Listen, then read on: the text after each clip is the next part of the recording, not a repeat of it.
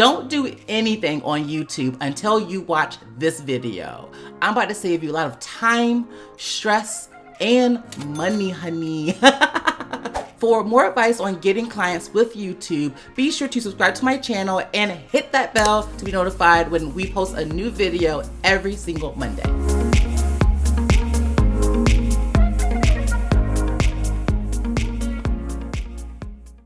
I'm Jamar Diggs, and I help coaches and consultants make money and get clients with YouTube. If you're interested in starting your YouTube channel, then keep watching this video because I'm going to give you everything that you need to get started now. Okay, so the first thing that we need to really hone in on is setting up your account the right way.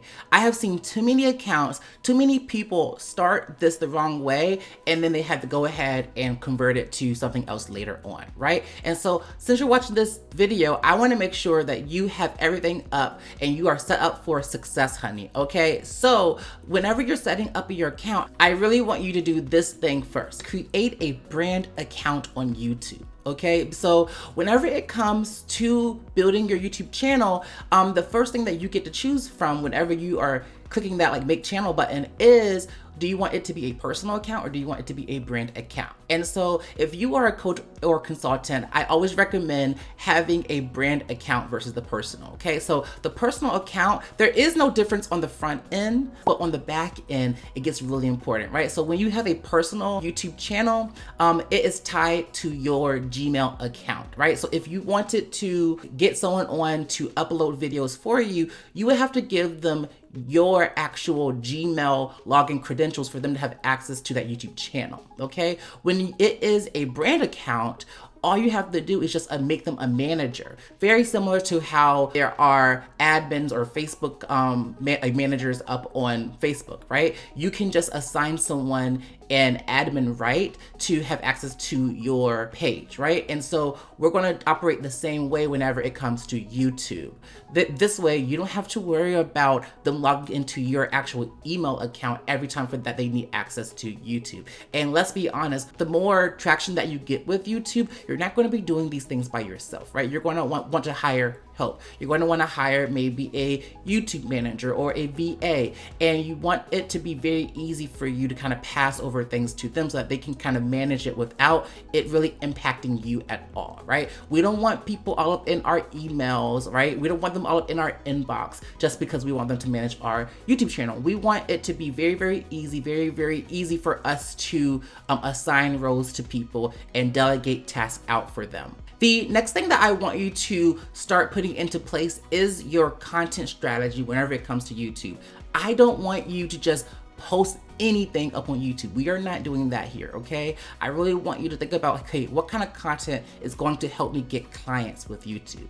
And so I have a formula, I have like a framework that I definitely recommend that you start out with whenever you are building out your channel, okay? So the 3 types of content that I recommend is the educational content, trending content, and your personal content. Now, before you go off and just start making all kinds of content, there is a strategy, right? So there is a balance there, right? And I talk about this a little bit more whenever I have YouTube intensive with clients. I'm going to share a little bit with you here today, okay? So whenever it comes to these 3 types of content, I want you to make sure that you have a really good balance, right? And so whenever it comes to the educational content, the how-to content, the instructional videos, like you giving like that value to them, we need to make sure that your educational content is your evergreen content, right? This is going to be the kind of video content that is going to be getting traction every day, every month, every year, right? This is going to be what you use to start getting traffic to your channel, right? This is also going to be the type of content that is going to help YouTube categorize your channel as a whole, right? Whenever we start out with making video content, we always want to start out with the educational content first. That way, YouTube knows, oh shoot, this is a YouTube educational channel. This is an Instagram educational channel. This is a money management educational channel, right? We need to be able to make it very easy for YouTube to understand where to place us in their algorithm, right? And so in their search engine. And so whenever we are making content, we need to come up with that first, right?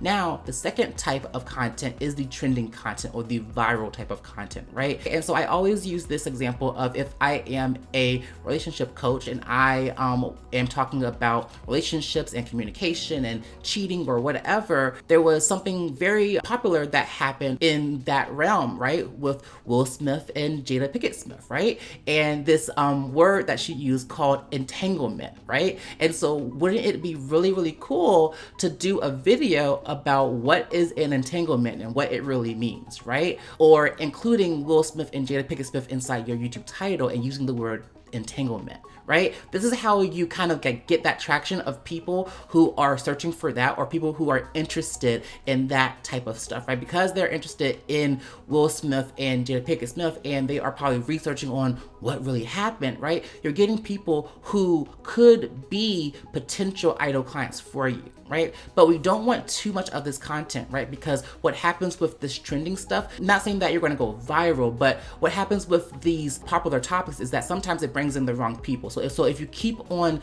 doing viral content all the time, you're going to start building a community of people who do not want to buy from you, right? There are people who are not really your idol clients, right? So really what we want to do is pad down with the educational content first, right? Then add another layer with trending content. And then finally is when we can start layering with personal content, right? So this is where we are able to express ourselves a little bit more, right? We're able to kind of, once we've built this community, now we're able to have them connect with us a little bit more. So all the way up to this point, you have been the resource, right? You have been the guiding light for these people. You have been teaching them, giving them resources, right? Being that educator, being that authority. Now that you have built that traction, now that you have built that community, that subscriber base, now this is going to be when we kind of can be a little bit personal with them, relate to them a little bit more, right? Share something that they can totally relate to, right? And if it matches with your topics, cool. But if not, it's not the end of the world. This is just a way for us to actually talk about something other than our channel, right? To relate to them. Show them that we're a little bit human, right? We're not just a talking head. But whenever it comes to this personal content, we don't do a lot of it. We only do a few, right? So we start out with, again, educational content being our first kind of month or two full of content. Then we can add in some trending topics here and there. And then finally, maybe one or two personal pieces throughout our quarter strategy, okay? Now, if you are thinking about creating a channel, how are we feeling right now? Does this make sense? Totally let me know in the comments down below. Now that you have your content strategy figured out, right? You know what kind of content you should be doing. You know what are the frequently asked questions someone should be asking. You know all of those things, right? I want you to now think about what your call to actions are going to be, right? How are we going to further this relationship with these viewers? Whenever we're thinking about our call to actions, I always recommend a lead magnet, right? Some kind of opt-in, some kind of freebie that is going to get them up onto at least your email list, right? That way you own that contact information and then you can start nurturing them on autopilot, right? Without you having to be involved in anything. If that makes sense, drop a 1 inside the comments. If you have a lead magnet, share your lead magnet down below. I would love to see it. And keep in mind that this is going to be what you use for your YouTube videos. Another call to action that you can definitely add to your YouTube channel is something that is more community-based, right? So I always recommend sending them to a more community-based platform, right? Where they can kind of engage with you in real time. So for me, I always recommend Instagram, right? So my community-based platform is Instagram. If you want to see me in real time, if you want to see my Instagram stories, if you want to know more of my thoughts that are kind of gone kind of shooting off, then Instagram is going to be where you want to go, right? So YouTube is where I educate, and then Instagram is where most of my real-time content is, right? So I always send people over there, and because keep in mind, I'm still dropping gems up on Instagram too, honey, okay? But they find me on YouTube, then connect with me on Instagram, okay? And so then while I am connecting with them on Instagram, I also have the opportunity to convert them there as well. Okay, that's a whole nother video, but if you really want to learn more about like my very own YouTube conversion strategy, let me know in the comments down below. So now that you have all of this stuff together, right, you know how to make your channel, you know what your content strategy should be, you understand how call to actions work. The next thing that I want you to understand is how to structure your YouTube videos, okay? Now, I have my own framework wherever it comes to structuring out my videos, because this is the real tea. Like, people are not just on YouTube just to hear us talk, right? Just to listen to us, and we should not just be rambling on YouTube, right? People are coming to us with a problem, let's solve that problem, right? And so this structure that I have is going to help you ensure that people are watching your videos all the way through. So when you are structuring your videos, right, at the beginning of your video is the most important part of it, right? The first 30 seconds is the most crucial part of your YouTube video, right? Because this is going to tell the viewer whether or not they're in the right place. And if they are not, and if they think that they are not in the right place for 1 second, honey, they are gone. Poof. They are gone in the wind. Okay, and so I have this framework that is going to really help you make sure that you keep them engaged throughout that entire time. Okay, so it's really called my HIT framework, HIT. Okay, so the H is for hook, right? How do we kind of keep their attention and let them know that they're in the right place right then and there, right? Let's answer the pain point that they were searching for already, right? And then the intro is going to be where you actually introduce yourself, kind of show that you are qualified to talk about this whole thing. And then you also talk about the transformation, right? By the end of this video, you're going to learn X, Y, and Z, right? All that in 30 seconds or less, okay? I have a video about that coming up soon. If you will be interested in that, let me know in the comments as well, because I may do it a little bit more like faster, quicker too. So after you have the hook, intro, and transformation, right?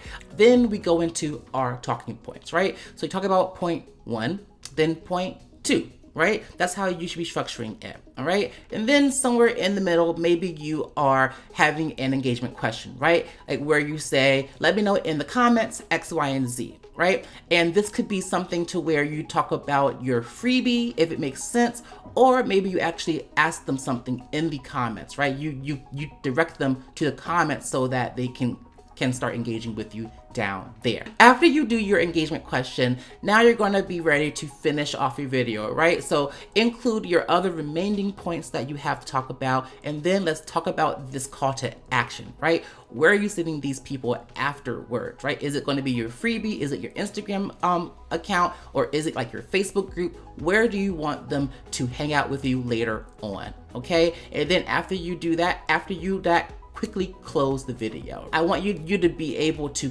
quickly close it out, because if you make a long drawn out closing, people are going to immediately kind of exit the video, right? Because they know that you're closing it out.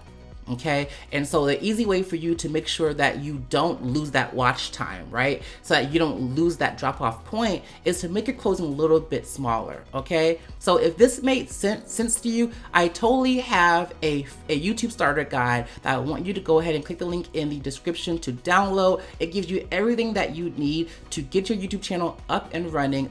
It's a nice like 20-minute video that walks you through all of the back end and tells you what you need to do. Okay, now with all of these things, you should be well on your way on creating quality content that is discoverable, honey.